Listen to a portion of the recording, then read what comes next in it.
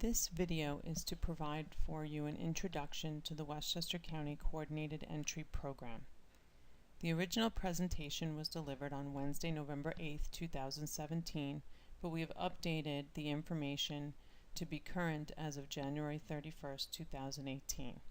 My name is Annette Peters-Ravolo, and I am the co-chair of the Westchester County Continuum of Care Partnership for the Homeless. And the purpose of this introduction is for users of the Coordinated Entry System in Westchester County, including shelter providers, housing providers, and homeless outreach workers, to understand the new Coordinated Entry Program. General information is also provided for anyone working with individuals and families experiencing homelessness in Westchester County, New York. This video is approximately 20 minutes long. The purpose of coordinated entry is to allow us to provide a more fair and efficient way of providing housing resources for people experiencing homelessness in Westchester County. In 2009, HUD enacted the Hearth Act regulation, which mandates that ESG, or Emergency Solutions Grants, and COC, or Continuum of Care, funded projects must utilize a coordinated entry system. The COC has been working on this for the past few years, and a policy and procedure manual was approved by the board in September of 2017. It was decided that the official launch date would be December 11th, 2017. The coordinated entry system provides us with opportunities for improved services. What we were discovering is that in our projects, of which we have over 25 in our COC in Westchester County, that some projects had different ways to gain access to their resources. We had some projects that were always at capacity and other projects that were never full. And we wondered, why was this happening? And it seems that some of our projects had a very robust referral process where they were continually getting new clients.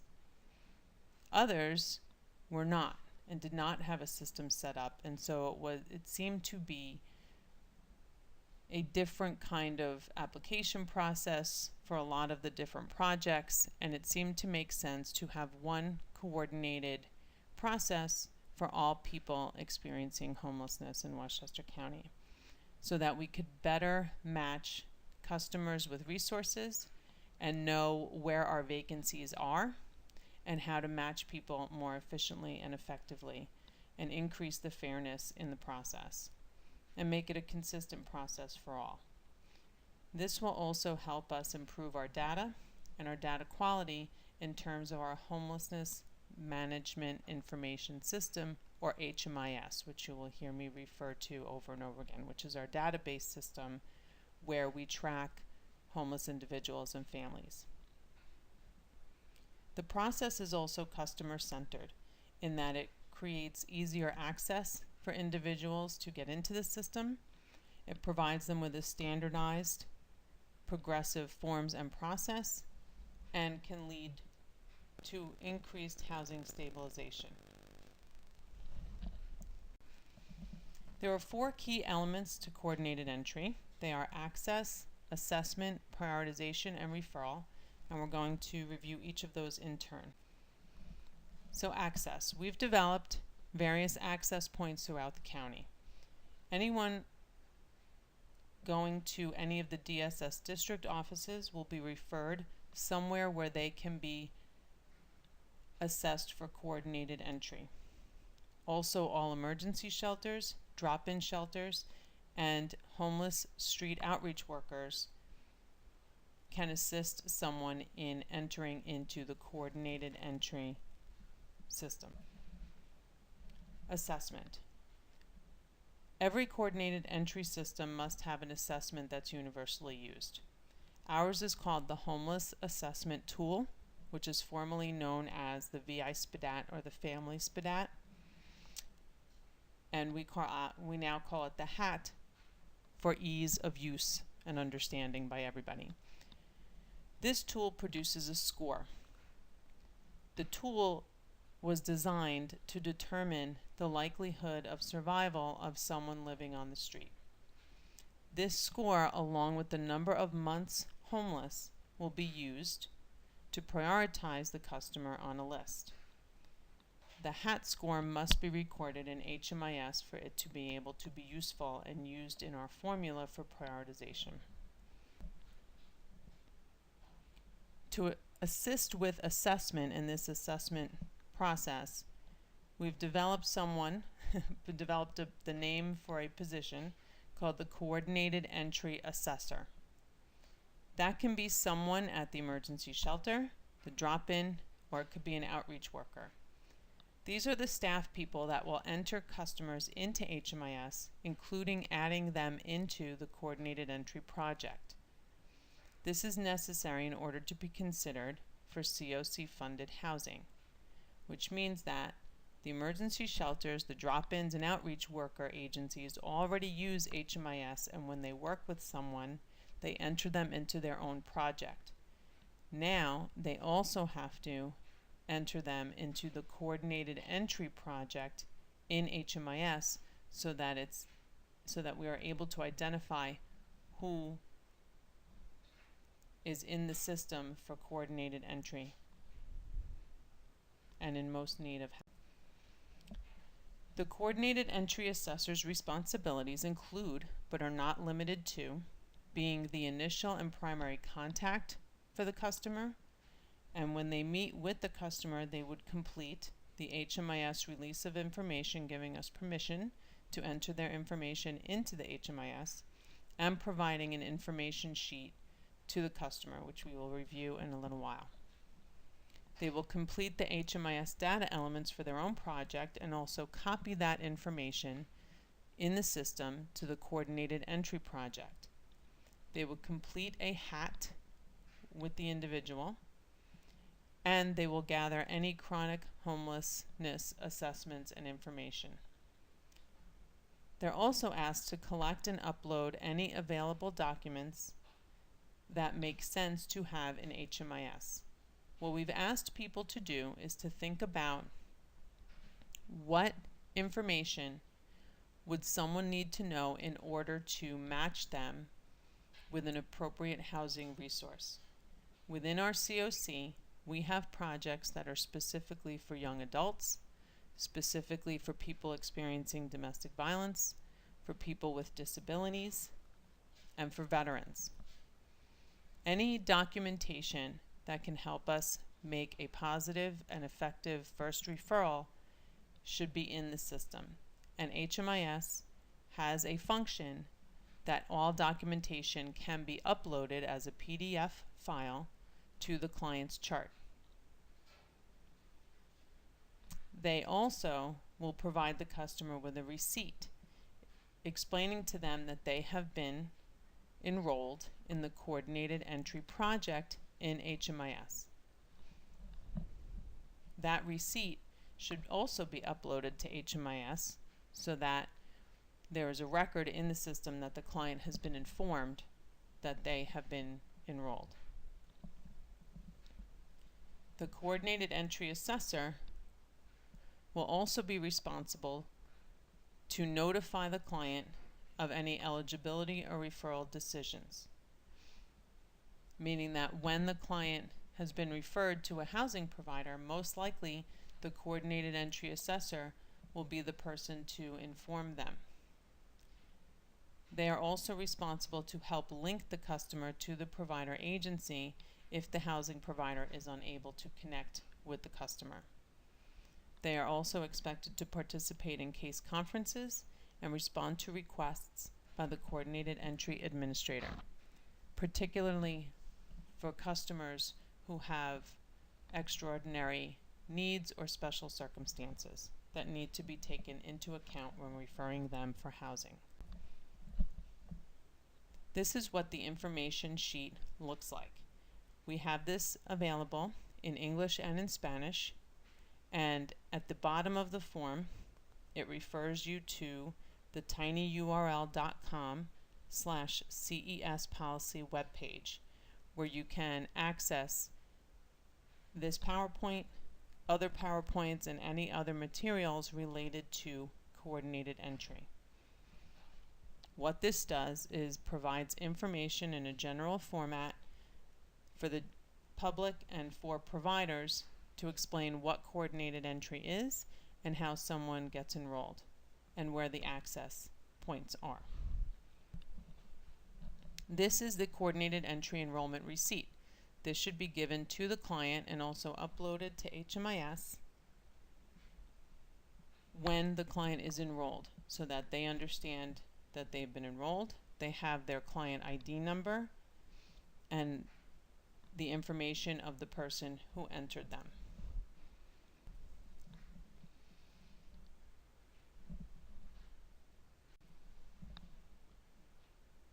Prioritization is the next key element of coordinated entry. As said before, the number of days homeless and their HAT score will determine their place on the list. This is system generated.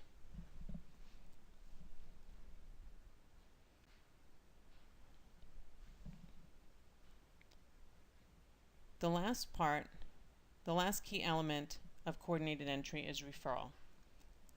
No referrals may come from outside the coordinated entry system.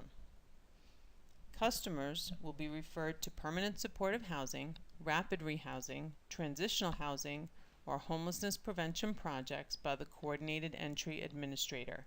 Currently, this is Jo Marie Tarshun at DSS. All referrals will be generated through HMIS. Referrals are made based on project eligibility as well as availability. Every new client in the covered projects must come through coordinated entry.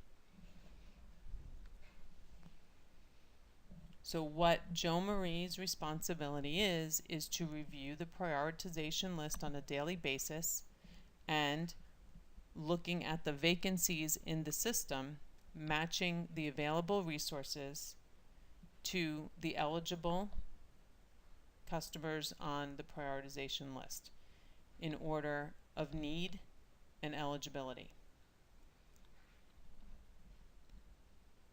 The next step in the referral process is that Jo Marie will refer to a housing provider.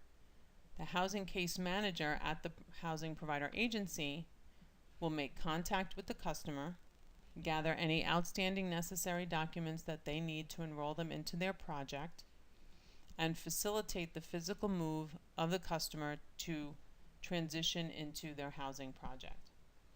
Of course, this would be only possible working through the coordinated entry assessor as well as contacting the customer directly. Any issues encountered in the referral housing process are brought to the coordinated entry administrator for resolution. A more detailed description of this referral process follows. So step 1 is that the coordinated entry administrator will refer the customer and all contact information to the housing case manager at the housing provider agency, where there is a vacancy and that the individual is eligible for the vacancy in that project. The housing case manager attempts to make contact with the customer and also the referral source, the coordinated entry assessor, and any other identified supports as appropriate to ensure the customer has all possible eligibility documentation in place. If the provider is unable to locate the customer, the provider will contact the coordinated entry administrator for the next highest ranking appropriate customer, and the original referred customer goes back on the list for follow-up. As we know, things don't always go as ideally as we would like them to. There may be circumstances where a housing provider is not able to accept the referral, or there may be times when the individual does not feel that they can work with the housing provider and may deny the referral. If either of these situations come up, the information goes back to the coordinated entry administrator, who will work with the housing provider, the coordinated entry assessor, and the customer to come up with a plan and negotiate next steps.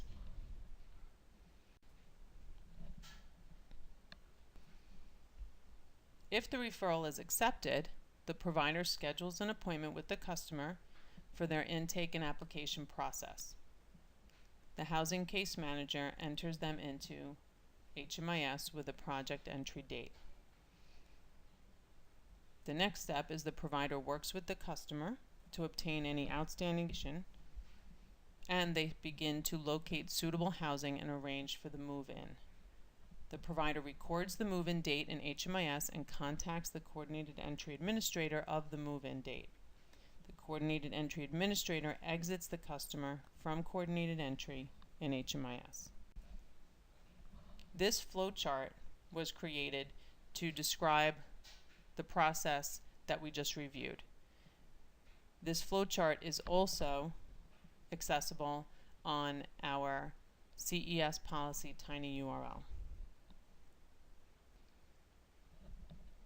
We also have instructional videos available on the use of HMIS for coordinated entry for those of you who are direct HMIS users.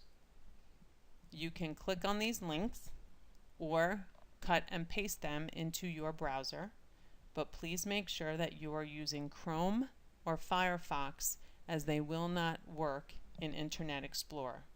These are also available on our web page under the tiny URL/CES policy. In terms of the ongoing monitoring of coordinated entry, the COC board has established a subcommittee, the Coordinated Entry System Subcommittee, that is looking on a regular basis to assess the progress of coordinated entry and how it's working, and adjusting or tweaking things in the system to make it easier for staff to use, for customers to access, and to make the entire system as most effective as possible, while still adhering to the general policy and procedures we've established.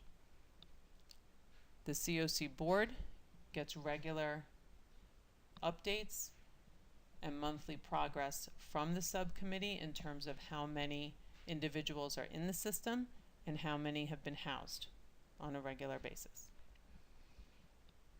Already we have made some adjustments to some of the drop downs in the data elements in HMIS to make the information clearer and easier to use and more user-friendly.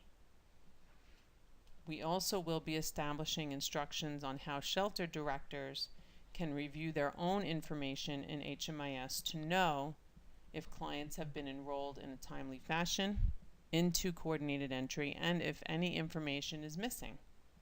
That would help us to be able to place them quickly and efficiently and effectively.